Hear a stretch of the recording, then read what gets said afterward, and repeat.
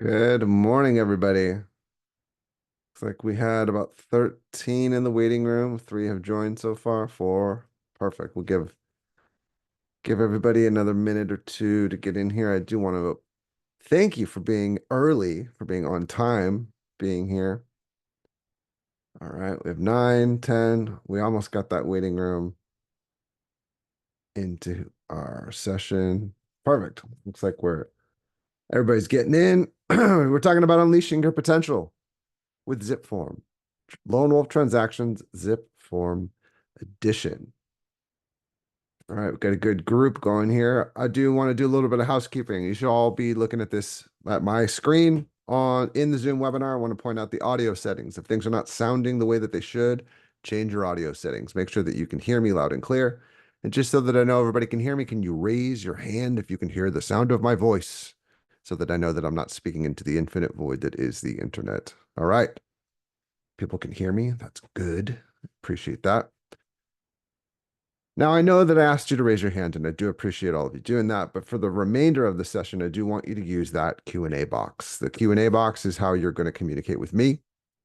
If there's something that you would like me to go over again, if you have a question about the topic that we're on, use that questions and answers box. I will do my absolute best to answer questions on the fly. We have about 17, a little under 20 here so far. I should be able to get to the questions on the fly, but I will save a few minutes at the end for questions that are still lingering. Who am I? My name is Jackson Baudelaire. I am the Senior Transaction and Training Supervisor here at the California Association of Realtors. There's my email on the screen. I've been a realtor for 16 years now. I was practicing for about 10 years, and I've been here at CAR since then. I love real estate. It's a great career. Done me very well, but I really love educating realtors like yourselves to make sure that you are confident, competent, and efficient in this zipForm software that is so vital to our business. This is where we get our forms. This is where we manage our transactions. And today we're going to be going over unleashing our potential. Now, before we get too far into this, I do want to say that the following presentation is provided to the North San Diego Association of Realtors and their members and other real estate professionals for informational purposes only. This is not legal advice, and we are not looking to define real estate professionals' standard of care. The instructor's views are their own, and they do not represent the association's position. For advice regarding any specific questions, please contact the appropriate professional. But let's get to talking about zipForm. We're going to talk about unleashing our potential with Lone Wolf Transactions zipForm Edition. On the agenda today, we're going to talk about transaction templates, what they are, how they work, how to automate them, how to get the most out of your templates. We will talk about MLS Connect and Record Connect. We'll talk about sharing tools and collaboration tools via Zip Community. And then we're going to talk about digital signatures in the new and improved AuthentiSign. There is a significant amount of additional training that is available to you as a California realtor. We do 5 monthly webinars every month. We do basics, advanced, paperless, digital signatures, and open office hours. We actually have an open office hours tomorrow. This is a QR code that if you scan it with your phone, you will be able to sign up for one of our webinars. These webinars are recorded and they are available on this website as well, all of the recordings. If you see something that is even remotely interesting to you, sign up for it. It's good for me. I get a registrant. It's good for you because regardless of attendance, even if you don't show up, you're going to get a link to the recording the next day. These webinars span the spectrum of features inside of zipForm, and they are very, very helpful. Lone Wolf does have their own training that is available on YouTube, and they have their own webinars. But I do want to point out that Lone Wolf training is specific to the software. It is not specific to California. And if you're looking for that California flair, you're looking for someone with a upbeat and positive attitude like me, you should sign up for one of our webinars because they're fantastic. We also have phone support. The CAR Customer Contact Center is available during business hours, Monday to Friday. These are CAR employees that are waiting by the phone to help you, whether it's a membership issue, If it is a education issue, like you're looking for a class or you're looking to buy a publication, you're looking for the legal hotline, you can get to that from here as well. If it's a zipForm issue, they will do their best to help you. If it's something that they can't help you in a few minutes, they're going to send it up to me, my associate Leslie, my manager Ed. Leslie, Ed, and I combined have several decades of real estate experience in all aspects, from the admin side, the technology side, the actual selling real estate like me. uh, we know what we're talking about inside of zipForm, and we can communicate that to Lone Wolf. We are your liaison between you, the member, and Lone Wolf, the software company. We know what the issues are when things pop up. We can generally triage them and get them taken care of. We speak Lone Wolf's language, and we'll get your problem taken care of. Lone Wolf does offer after hours support, but I do want to remind you that this is very surface level, basic support. And there's also a big difference between support and training. Okay. If you don't know how to do something inside of zipForm, you need training. If something is broken, like you're putting an MLS ID into MLS Connect and it's just saying invalid, that's more of a support issue. Now, the customer contact center kind of bridges that gap. If you need training, you can call that contact center and we can get you to the training that you need. If something is broken and you call the contact center, we can get you the support that you need. So your first point of contact when you need support, when you need training, should be our webinars, and it should be the contact center. I know some of you um, don't want to sit on a webinar for an hour. You're obviously here, so you people are the ones that actually do want to sit through training and learn something. But I also have a library of YouTube videos. They're called Zip Tips. Zip Tips are all 1 to 3-4 minutes long. They're very hyper specific to features inside of zipForm. I try to update that playlist at least once a month with a new video. Sometimes I don't do that well, but I have put up a couple videos in the last couple months. The Zip Tips are a very quick and easy way to figure out how to do something inside of zipForm, and they're always available. They're on YouTube. They're on the California Association of Realtors YouTube page. There's a playlist called Zip Tips. You can literally just type into YouTube Zip Tips, one word, plural, and you can get to that playlist. Before we get into the demo, I want to talk about the CAR Real Estate Mediation Center for Consumers. The CAR Mediation Center is the default provider within the CAR RPA, and they have over 70 specially trained mediators with expertise in resolving real estate disputes. The CAR Mediation Center provides consumers, whether they are buyers, sellers, landlords, tenants, with a supportive and confidential process that, while working with the mediator of their choosing, will assist them to reach a mutually agreeable settlement and avoid the time, expense, and uncertainty of litigation. Realtors or their clients can contact the CAR Mediation Center anytime with any specific questions. Let's jump into Zip. Let's talk about templates. If you are not familiar, templates are a folder with a few documents, a little bit of information that we are prepping ahead of time to make the process of starting a new transaction that much smoother, that much more efficient. The real world example that I like to give is if you had a file folder on your desk and the only thing in that file folder was a listing agreement, and the only thing on that listing agreement was your name and your broker affiliation. If someone called you and said, "Be at my house in 10 minutes to list my house," you could grab that folder and run out the door. You prepped a folder with documents and a little bit of information ahead of time. We're doing that inside of zipForm to the nth degree. I have in here, as you can see, a listing template. I have a purchase template. I have a lease listing template. And you might notice that these templates are set. Oh, my little tablet's turned off. These are set to be auto templates, which means that anytime I start a listing transaction and I set the category to residential, this template will automatically apply. I don't have to tell it to apply. It will automatically apply. I've automated things. The same goes for my purchase template. Anytime I start a purchase, the category is residential, this template will automatically apply. Now, when you create a new template, the first thing it's going to ask you is, what type of transaction are we creating a template for? We have listing, purchase, lease, or lease listing. Let's say that it was a new listing. You notice that the only things that are required with the asterisk here are the name and the category. But down below, we have our auto apply options. By default, templates are set to not automatically apply. If you want them to automatically apply, you can click the second radio button here. You notice that there's still an asterisk here. We have not chosen a category yet. So anytime I start a listing and then I start, let's say multi-unit, that's what shows up there. Commercial, that's what shows up there. You get the idea. I'm setting the automation triggers. I'm telling the system, when I do this, you do that. And it will do it automatically. We're automating things. Now, if you already have a template that you've created and you want to make it an auto template, you can go up to the little more options here, click on template details, and that will give you those auto apply options for a template that you have already created. Okay. Let's take a look at my purchase template for a moment. Purchase template has a couple folders in it. Folders are the best first step to organize yourself inside of your template, especially when you think about this applying automatically to a transaction. The moment that I start a residential purchase transaction, I will immediately have these folders in here. I will have organization already set up for me. I have a folder for before submission and a folder for after acceptance. Now, to create a folder, we click Add Folder up here.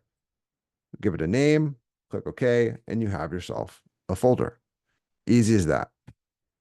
The before submission has a cover sheet, an RPA, a buyer rep agreement, and then a couple placeholders. Now, if you are not familiar, a placeholder is a visual reminder of something that we want to add at a later date.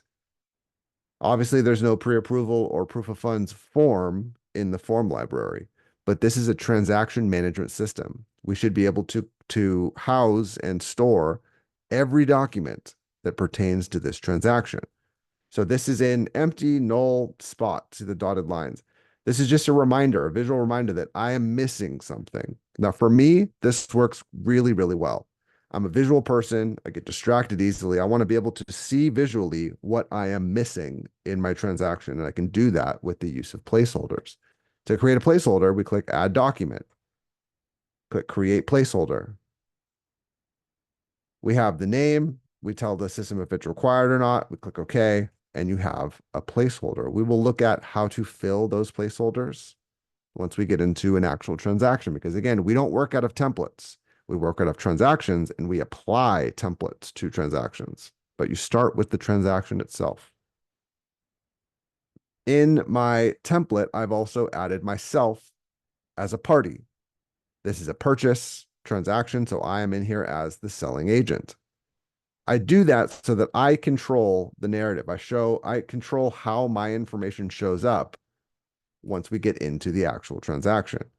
This is important to me because I want to already be inside of the transaction. I want all my information to show up on the contract and on the parties and on the cover sheet the moment that I start this transaction.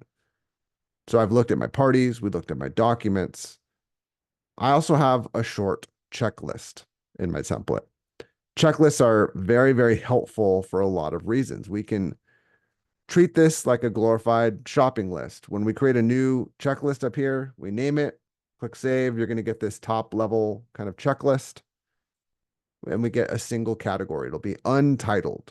And when we click the little pencil icon right here, it'll bring up this little box. It says, okay, let's edit the name of our category. We can give it a name. We can give it a fun color. Click save. Now we have a color, and then we can start adding tasks. When we create new tasks, you'll notice that the only thing that has an asterisk on it, the only thing is the task name. So again, if you want to treat this as a click, just mark things off on your checklist, you can do that. That's how it's set up for. But if we do want to create a little bit more automation, a little bit more pizzazz, if you will, to our template, we can do that. To our checklist, we can do that. Once we name our task, we can give it a due date. Now, for a template, something that we're planning to apply to multiple transactions going forward, a fixed due date is probably not what we want. If I were to set this task in my template as due today, and then I apply this template a month from now, 2 months from now, this task is going to show that it's pretty far overdue. 2 months from now, it's going to say, oh, that was due 2 months ago. That doesn't help us. So the two options that we can go with for a template are none, no due date, or a relative due date. A relative due date is going to allow us to set a number of days before or after a specific transaction date. That means that this is going to calculate that date for you. based on the transaction dates that you put in. So if I were to set this to 10 days after the offer acceptance, once I put in an offer acceptance date in the transaction, this task will now have a date when it's due. If I never put the offer acceptance in there, like I wrote this offer, didn't get accepted, and I move on to another transaction, this is not going to become due. You're not going to start getting notified because it's relative. It is hinging on a specific date being entered into the transaction itself. I can set a responsible party in my templates.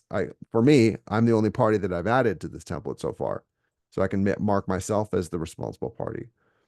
I can also attach documents. So like you can see here, my pre-approval and my proof of funds, those placeholders that I previously created on the documents, I've attached them to the pre-approval and the proof of funds task in here. So I said the pre-approval is due 2 days before the offer date. Now I do that so that the moment that I start this transaction, the moment that I put the offer date in, this task is already overdue and it's going to show red. Hey, this is due. This is due. I do that because that's just the way that my brain works. It helps me, it makes it immediately an urgent task. And again, I've attached the placeholder to this task itself. I did the same thing for my proof of funds. It's due on the offer date. And then I have something like the physical contingencies due 17 days after the offer acceptance. Now, when you're dealing with contingencies in the context of this checklist of the due dates with these relative due dates, there obviously are certain dates that contingency removals cannot be. Can't be on holidays, can't be on the third Sunday after Easter, things like that.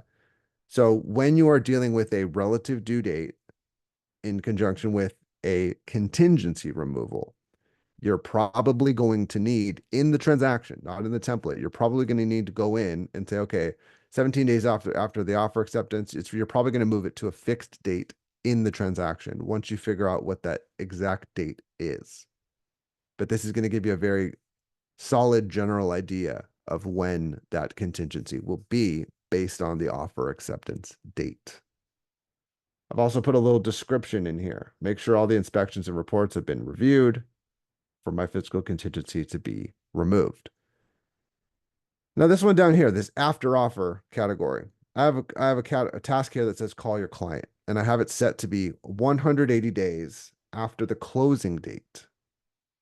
It says, let's put this out of the way. It's gonna remind me, hey, call your client and ask for more business. This is a bit of an off-brand use of this checklist here. If this does in fact close and I put in a closing date into my transaction, that clock will start ticking 6 months. And it's going to remind me in 6 months, hey, call your client. They closed 6 months ago. Give them a call. Hopefully you've stayed in contact with them since then, but we're realtors and we have a lot of stuff going on. We don't always have the best follow-up with our clients. This is a bit of an off-brand use. I have it set to contingent or relative to the closing date. If I never put a closing date in, that clock will never start ticking. That due date will never pop up. But if and when I do put a closing date in there, I'm going to be good to go. Okay. That is my purchase template. My listing template has a bit more organization to it. Okay. I have listing documents, a folder for offers, a folder for closing documents, and a folder for the listing photos. I'm going to dump the listing photos in here. Once I'm done uploading to the MLS, I've created all my marketing materials. I'm going to dump them into the transaction. Why? The reason why is I don't want to store the photos on my hard drive. I don't want to store them on my cloud space. I might as well let Lone Wolf foot the bill to hold those photos. And everything pertaining to the transaction can live in the transaction. So you might as well let Lone Wolf foot the bill for the cloud space. And then you know where the photos are. A couple months from now, you get another listing in that same area. You know where the photos are. So you can grab a photo of the front, throw that on a marketing piece like, hey, I just sold this and this and this. Now this one's for sale. You don't have to do this. These are just suggestions, but this worked for me and I liked the way that this worked. My folder for offers, I also have a folder for counter offers, a subfolder. Listing documents looks generally the same. I have a cover sheet, I have a couple placeholders, and I have a listing agreement. Now, on the, let's look at my purchase for a second. On the RPA, I've pre-filled a little bit of information. Like we talked about in our real world example where we have our information, we have our broker affiliation. We can take that a step further in our templates inside of zipForm. So for example, on this first page of the bundle that is the RPA, we have this buyer box. I might as well check this buyer box now because I'm going to be representing a buyer, at least one buyer. This is a purchase transaction. I don't ever want to have to remember to check that box. If there is in fact a second buyer in the transaction, I will check that box. But I'm trying to put the minimum amount of information into the contract to have the most effectiveness going forward. And I'm doing that with my template. Again, my information, my broker affiliation is showing up here. On the RPA, I have the seller and buyer boxes checked because I generally am only representing the buyer. I have a 30-day close of escrow. I have a couple contingencies that are shortened. Again, I'm not telling you how to fill out the contract. I'm just showing you some functionality. I have placeholder information here. I'm writing the minimum offer to have the maximum effectiveness going forward. All right, let's apply a template to an actual transaction and see what that process looks like. That'll bring us into using MLS Connect, Record Connect, and our Zip community. So again, we don't work out of templates, we work out of transactions. So we're going to go to the transactions tab of our zipForm account. We're going to click new. Today is going to be a new purchase. And the two things that are required, just like those tasks, the name and the category, right? But before I do any of that, I'm going to use MLS Connect to bring in information about this particular property. I am logged into Claw to the Greater LA MLS, but I'm going to drop in an MLS ID for, I believe, Vista. Yep. There's a question here. If we have templates already loaded with older documents, do we need to clear them out to put the new ones in? Great question, Chuck. So templates are a reference to the form library. They don't actually have the forms in them. They're referencing the form library. So when a form gets updated, so like I had the RPA in my template. I've had it in there for years. Every time it gets updated, the library is still, the form library will only have the newest form in it. So my template is saying, okay, when this happens, I'm going to pull an RPA, I'm going to pull a BRBC, I'm going to pull a cover sheet, and it's always going to pull in the newest update of that form. Where that breaks down is when there's a form that's completely replaced. I always go back to the counteroffer form, the CO form from way back in the day. We had a blanket counteroffer form. Now we have a seller counteroffer and a buyer counteroffer. We have a seller multiple counteroffer, a buyer multiple counteroffer. We have very hyper-specific forms now, so that blanket CO form is no longer in use. If I had had a counteroffer form in my template, that is now just a one-page little paper that says, this is no longer a form, use these forms instead. That's a case where you would need to actually replace the form in your template manually, okay? But the RPA, the RLA, the big, marquee forms that are in there, it's always going to pull in the newest version of that if you have that in your template. Great question, though. Thank you for that.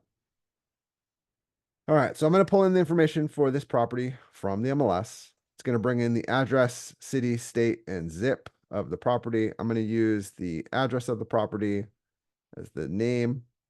And then you notice down here, once I click residential, my template will automatically apply. Automatically applied my template. There's a checklist. It's an agent template.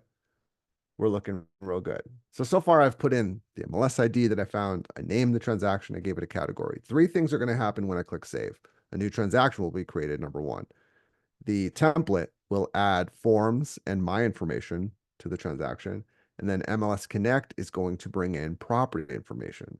So we'll notice here that I have the address, city, state, zip, the county, the subdivision, the school district, the year built, APN, the zoning. We don't have a legal description, and we definitely don't have any sellers yet, but we have a listing agent that came in from MLS Connect. Now we have in California a member benefit that came into being a member benefit in January called Record Connect. MLS Connect pulls from the MLS, Record Connect pulls from public record. So when we click that button, first thing we're presented with is this owner name. So this is showing that Craig and Christine are the owners, they're the sellers of this property. As we all know, when we look at property tax rolls, first name, middle name, last name are often jumbled. on the tax roll. So this is asking us find the version that is first, middle, and last. So this is Craig W. Metton. So we'll go Craig W. Metton. Now we have the name of seller one. This looks like Christine A. So we'll go Christine A. So now we have the names of the sellers, which is very helpful. We also have very similar information: address, city, state, zip, the county, parcel number was brought in, the legal description was brought in, the lot number. We have a lot more information here, and it's going to fill in all the gaps that we had in our information here. So MLS Connect and Record Connect in conjunction with each other, it's going to give you a full picture of who owns this property and the information about this property. Question so far: is there a template or form we need to use for commission at the listing appointment? That's a great question. I would suggest that you call the legal hotline, CAR legal hotline. They can walk you through and give you advice on what forms to use. If you want to add a commission-based form to your template, the legal hotline can tell you what form to use, how to use it, how to fill it out. Best bet is to call them. The legal hotline is 213-739-8282. Give them a call and get their legal advice. I'm not an attorney and I can't give you advice on what forms to use or how to use them actually. All right, so that is templates. That is Record Connect. That is MLS Connect. Now that we have all of our property information in here, we need to fill out our purchase summary.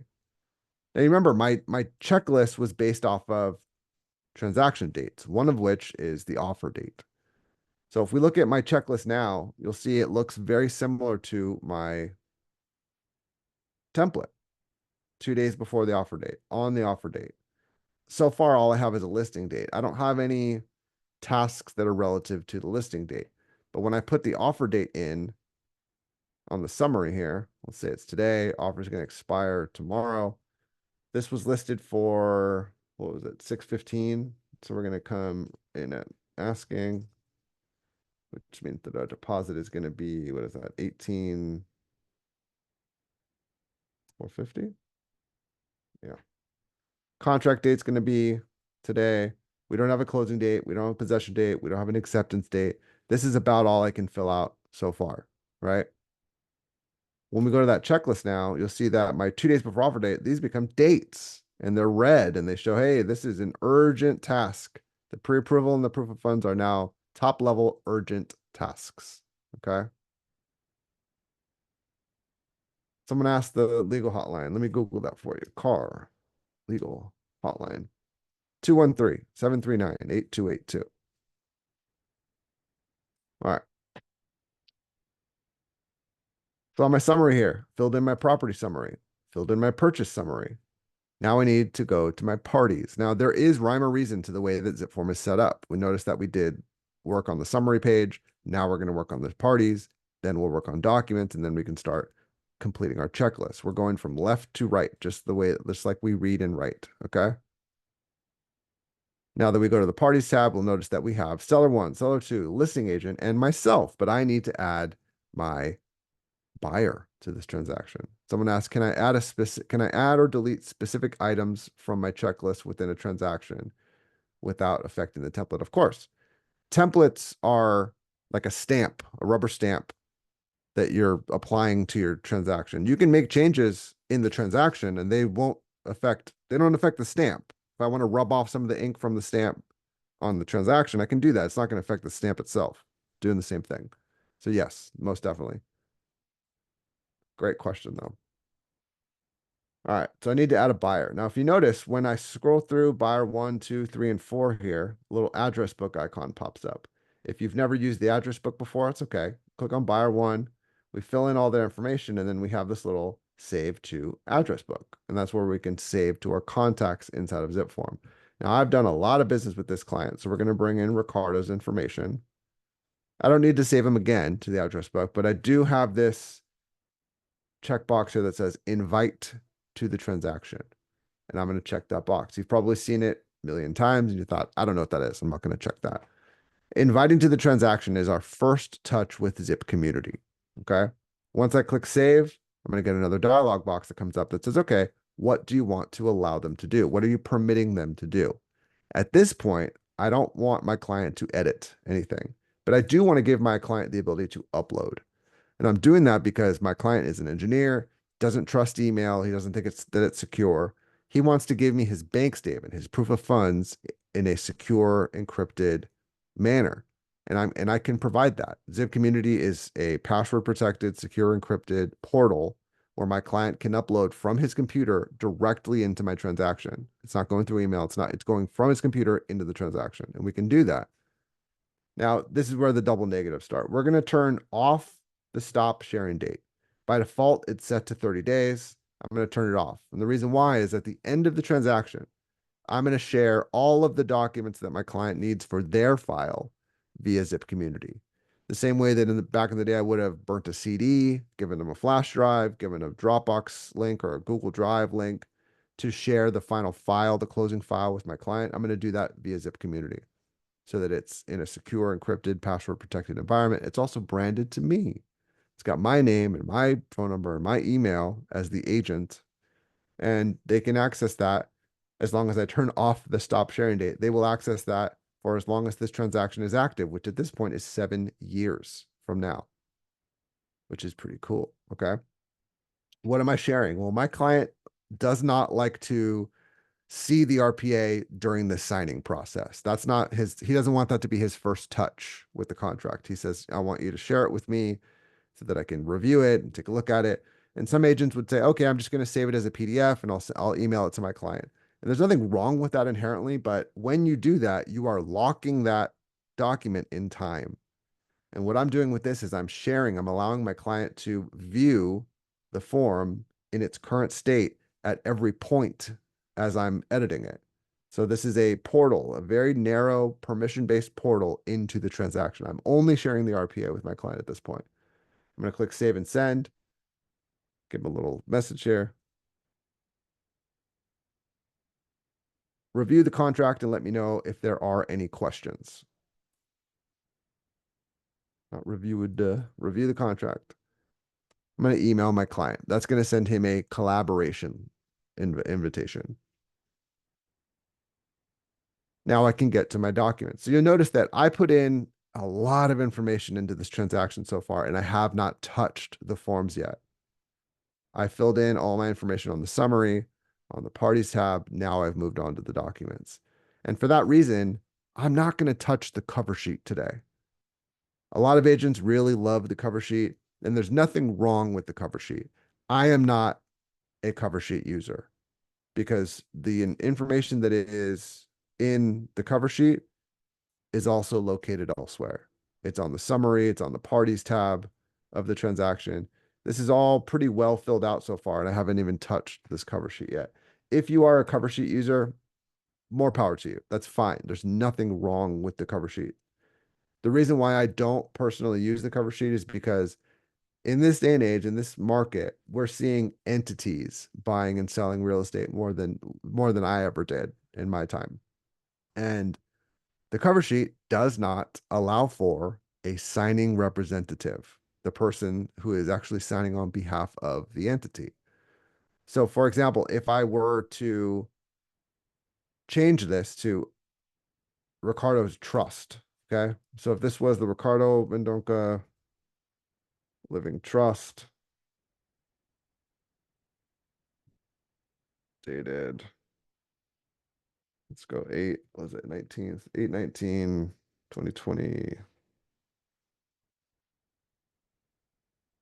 2022, let's say. If it was, in fact, a trust that I was contracting with to buy this property, I don't have any space here to designate who is the actual human being signing on behalf of this entity. And that's not helpful, right? So there's two places that I can enter that signing representative. If I go to the parties tab here, I click on the party, I can go down to the signing representative. I can put in the first, middle, last, and email of the person that is actually signing, the individual representing and signing on behalf of this entity. I can also do that from the parties tab where we originally added Ricardo. You'll notice that when we go to that parties tab,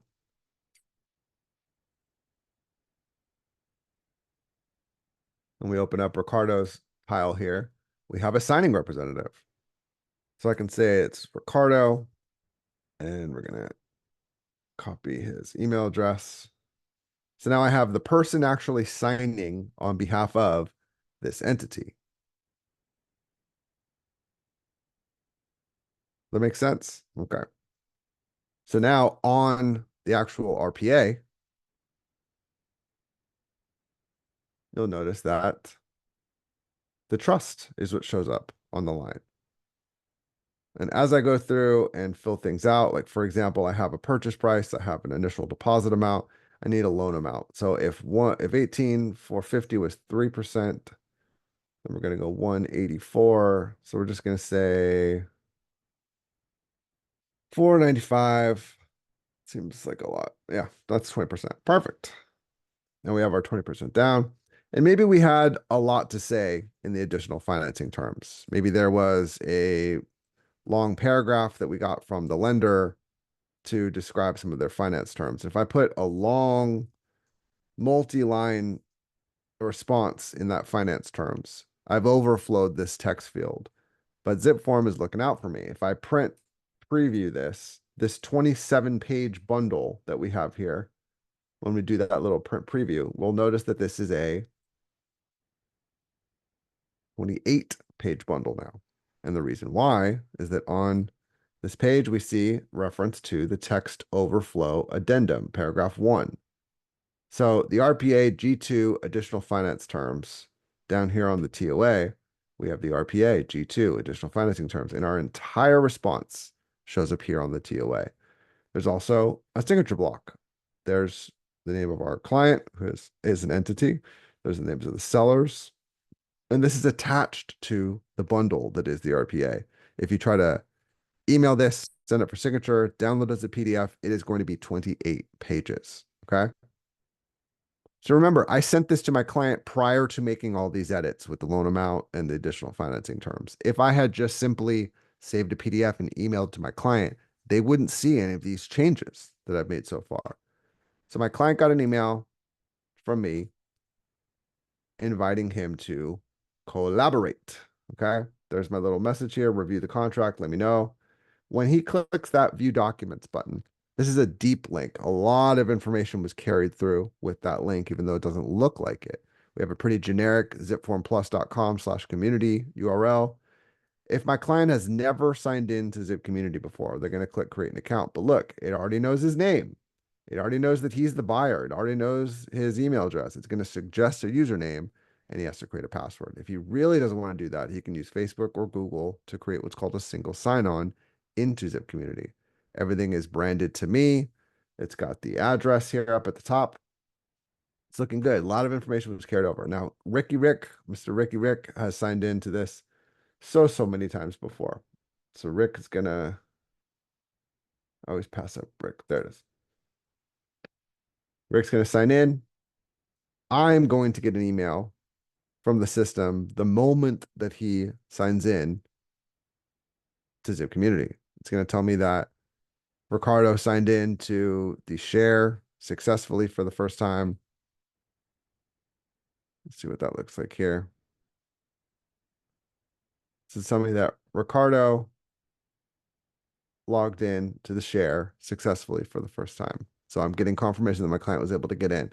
It's branded to me. My first and last name, my email address, my phone number. He can email me from here. He can call me from here. The transaction dates will show up on this calendar here. When my client goes to his documents, he will see the RPA. And when he opens it up, I did not give the client editing privileges, but what I did give my client was the ability to view this RPA. When this RPA opens for my client, you'll notice that it's 28 pages. Because again, on this page, we have reference to the TOA. We have the loan amount that I put in. We have the finance terms that I put in. And the TOA also shows up for the client. So my client can see all of the edits that I've made, even after I sent this share invitation with them. Very, very useful tool. Okay. Now I gave my client upload privileges. So if I click add document, if the client clicks add document, they can browse their computer for a document, or they can pull from a cloud source. If he browses for a document, let's see. We're going to go purchase documents, and he has his proof of funds, right? Call it his bank statement. It's going to upload it. There it is. Back inside of my transaction, I go back to my documents.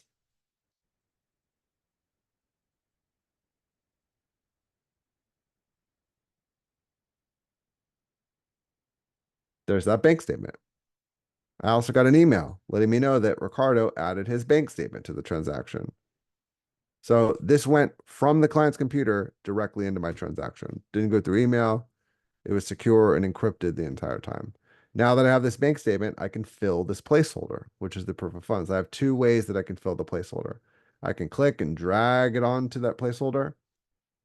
And now I have filled the placeholder. The other way is that, let's say my client sends me his pre-approval. Oh, didn't mean to do that.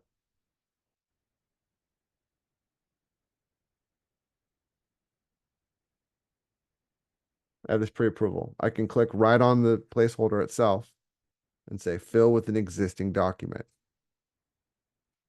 There's that pre-approval. And now I've filled both of my placeholders. Back in my checklist, I can now mark these as complete. And now they're green. And this show is complete. And now in my urgent tasks, I don't have any urgent tasks because these are taken care of. Now, let's say that I had an updated pre-approval, right? My client gives me a version 2 of his pre-approval. I don't want two pre-approvals just floating around, but I don't necessarily want to get rid of this one. If I click and drag this pre-approval number 2 on top of this one, we now see that this is a stack of documents rather than just the one page. And it's going to show me that there are two versions of this document. And when I open it up, it's going to show me that this is the latest version of this document. So this is going to be a digital stack of paper that we're looking at. Okay. Let's look at the signature process. Now I filled out my RPA. My client took a look at it. It's feeling good, looking good, feeling good about the RPA itself. Once I fill this out, I have two options to get it signed. Okay. From the workspace here, we have a sign button right here, this little pencil. We also have this prepare signing button, big old prepare signing button here. These react a little bit different based on which button you press.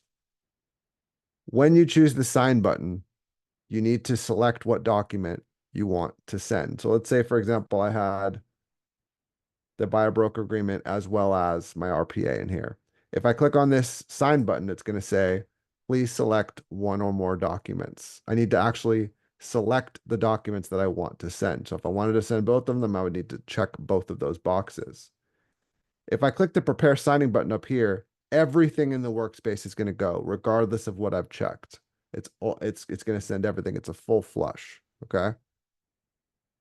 So for this, I don't want to send the buyer broker agreement right now. I just want to send the RPA. So I'm going to click that sign button after I've selected it. And I'm going to get this dialog box here that says create signing.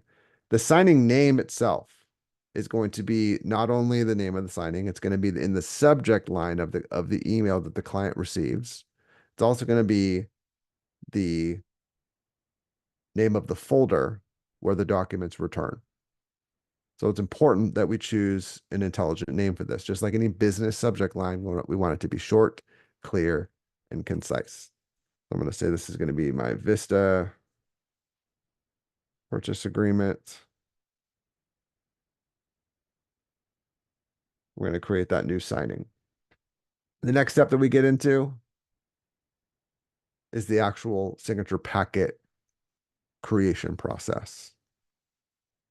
We started inside of the document itself, so it's going to attach that document, and now we need to add our participants. As you can see here, things are moving in this order. We add our signers. We already have our document in there. We can go to our tools and start adding tags, but we need a signer first. Okay. When we add participants, we went through the trouble of adding ourselves to the transaction, adding our clients to the transaction. So we're going to be adding our participants from the transaction. And that's going to bring up everybody that is currently in the transaction here. I'm going to add myself, and you'll notice that Ricardo's not showing up as the trust. He's showing up as himself because he is the signing representative. And that's how Ricardo will show up on the contract. It's the actual human being that is signing, not the entity. Entities don't have hands. They don't have opposable thumbs to sign the document. Okay. So I'm going to send it to myself and I'm going to send it to Ricardo. When I click select here, you see that this is color coded. And when we scroll through, we see that there's the blue, there's the yellow. All the tags are where they need to go. The dates are there. The tags are there. If we did need to manually tag this document, let's find a spot that has some open space here. Like this page. All right.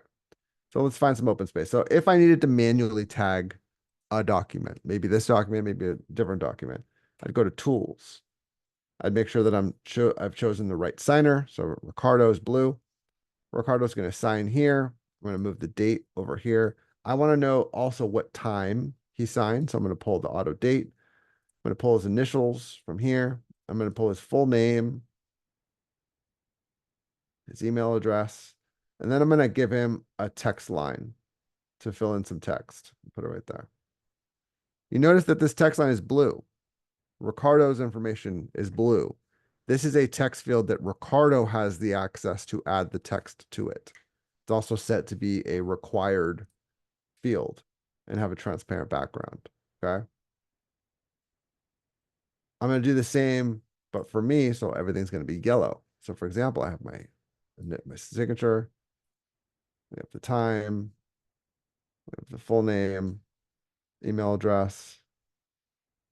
We're going to add some initials, a text line, and this one's yellow. I have the access to edit this text while I'm signing. But down here, we have some markup text. And you notice that these are not color-coded. Doesn't matter who I've selected. Markup is just black and white. When I click on a text box here, let's say I want to throw a text box here. I can say this is markup text. And maybe I want this to be real big. And I want it to be red and bold. Can drag this out to make it one line. This is markup text. This is text that I am physically adding to the document prior to anyone signing. I'm marking up the document. Okay. This is different than these text boxes where the signers have access to it. This is a mark that I'm putting on the document before it ever goes. And once I hit send, it is on the document. It's not going away. The same goes for the highlight. If I were to draw out a highlight here, if I were to add a little ellipse, oh, I didn't want that. That's too big. We'll add a little circle right there. I can call things out on the contract with this markup text, markup tools. Okay. Questions on that so far? All right. Once I hit send or next, it's going to ask me, how do you want to finalize this? This is going to expire 30 days from when I send it. It's also going to ask me if I want to set reminders. Now, Ricardo's an engineer. He's busy. He only checks his personal email at 10 a.m. in the morning. He doesn't check his personal email after that. So if I were to send this right now at almost 11 a.m., he's not going to get this till tomorrow, likely. So I want a fresh, crisp email to show up in his inbox at 10 a.m. tomorrow. It's going to come in right now, but it will also come in tomorrow at 10 and the next day at 10 and the next day at 10 for 30 days until he signs it. This is an effective tool. There's some people that say, I want to remind my client in 2 days at 9 a.m. if they haven't signed it yet, just as a reminder. We can do that. We can set those reminders here. And then I can hit send. The client is going to receive an email inviting them to sign. I'm going to get that email to sign because at this point I did not set a signing order. I just let both of us sign at the exact same time. Signature is requested. It's going to start signing. So you notice the name of the signing name shows up in the subject line. It shows up here as the signing name. It's important that we set our signing name to be effective. Okay. I can accept. This is the client again. Client's going to sign all these required fields, but he's already reviewed this document, right? He's already had a chance to look at it. This is a low pressure, low stakes situation now because he already knows what's in the contract. Once he gets to these liquidated damages, he can accept or decline. You notice that the liquidated damages in the arbitration are both optional. This one's required, it's red. This one's blue, it's optional. The client can decline it if they want, and it'll show D as declined. They can always go back and accept it. But this is going to just shuffle them through the contract. And then you see here, we have the signature, the initials, this is Rick text. And you see my little markups here. My stuff hasn't shown up because I haven't signed yet. Ricardo's trust is what is the name on the line. Ricardo's actual signature is what's showing up as the signer. He'll finish out his. He's going to sign that TOA as well. And he'll complete his signing. He can download or print at this point if he wants. It's only half signed. And then I will sign my portion of it. But before I sign, I want to show you. Let's say that you had multiple signers and one person hasn't signed yet. You can always see that on the e-sign tab. There's the packet that we've sent. Let's zoom in here a little bit. We can see that this is a sent packet. There's the name of the signing. When was it modified? Just now. The client just signed it. It was created 7 minutes ago. When we hover over participants, we can see that Ricardo has signed, but I have not. Before we even open this packet, we can see who has signed and who has not by the little checkbox there. When I click in here, we can see very quickly that authenticated and approved. Authenticated means that they opened the email, they clicked on the link. Approved means that they completed all of their signing tasks. So Ricardo has signed, I have not. We have some action items here up at the top. We can view the latest signed PDF, which at this point is half signed. We can force the signing completion, which what will that do? It will turn this into a completed signature packet minus my signatures. I had a situation where it was 2 or 3 attorneys that were signing a document. And in the midst of the signing, they fired one of the attorneys. So now they did not need attorney number 3 to sign this. They went in and they said, you know what? I'm just going to force it at its current state because that third attorney was the only one that hadn't signed. They forced it. And now it's complete. Now everybody gets their copy minus that last person who has not signed. There are certain situations where you need to use this. Maybe you sent it to a husband and wife. Turns out that the husband's not going to be able to sign it. The wife already did. We can force it, and then the client can download their portion of it. They can wet sign it. They can scan it in. They can do whatever they need to do if they need to sign it in an alternative manner. Or you can go back in and retag it for that husband, send it to him again digitally. You have options here. We can also reset the packet, which will erase all progress so far, take it back to a draft status. We can resend invitations after 5 minutes of when you first send it. You can resend the invitations to anybody that has not signed yet. When you hit resend, it's not going to send it to Ricardo again. He's already signed. It's only going to send it to me. We can duplicate this packet if we want to recreate this packet again. And at this point, we can also add a CC, someone that's going to receive a copy of the documents in its final state after everyone has signed. We have options here. When I start signing my portion of it, let me get out of this page here.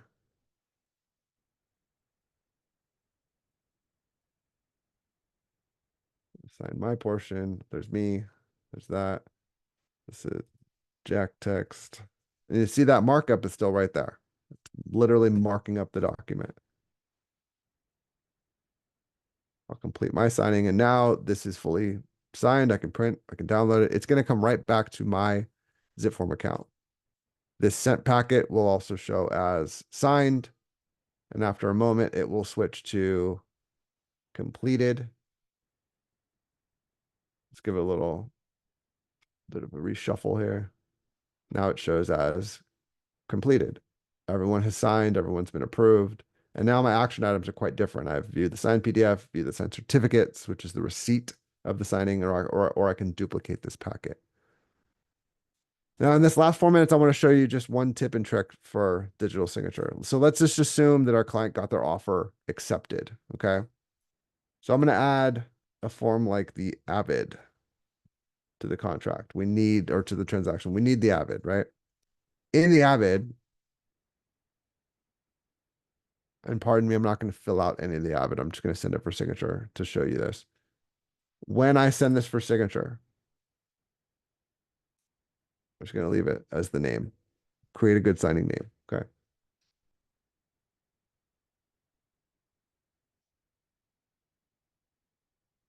When we are adding our participants, you'll notice that this document itself, when we click on map signers, the only roles that are mapped, the only things that are going to auto tag are buyer one, buyer two, seller one, and seller two. There are no agent tags on here. This is not going to tag for you, the agent. So even if you add yourself and your client and you're nice and, the yellow and blue, you'll notice that Ricardo is mapped, but you are not. So Ricardo's initials are going to show up here and here. Signature is going to show up here, but none of your information is going to auto tag here. You need to manually do that. Okay. So at this point, I'm going to remove myself from the signing, and only one person is going to sign this. Only one email is going to go out. And the reason why is because when I go to tools here, you'll notice that I have this myself choice here. And remember how the markup was not color coded? It was just black and white.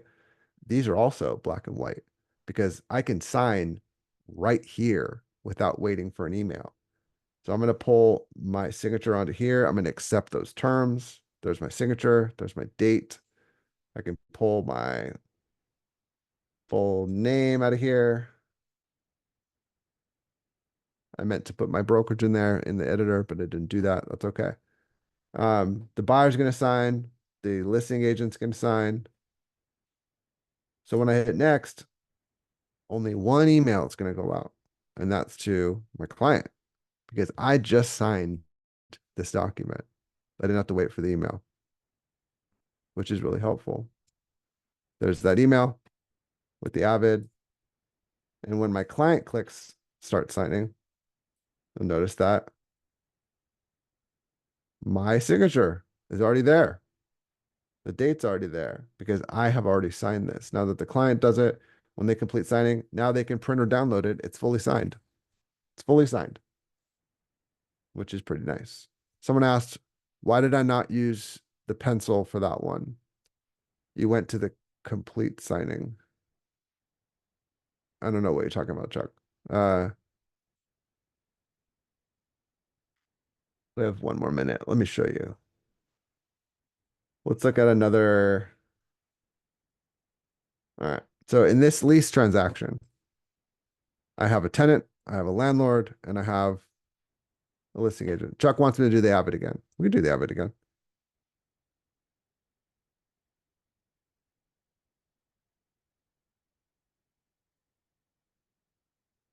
And my AVID came back. So I have the AVID here.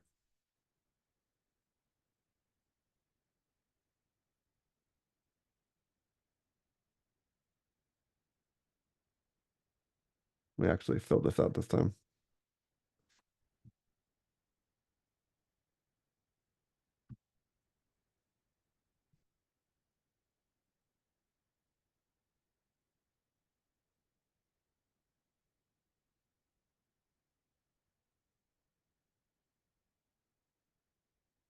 By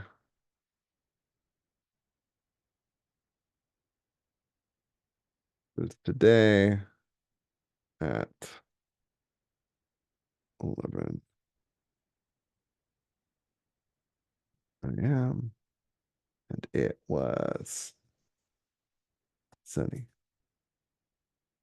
Who else was there? Buyer. Perfect. I can click the pencil because there's only one document, or I can click prepare signing. Either way, I'm sending everything that's in this workspace. And the only thing in the workspace right now is the Avid. So I'm going to click prepare signing. I went to prepare signing versus just the pencil.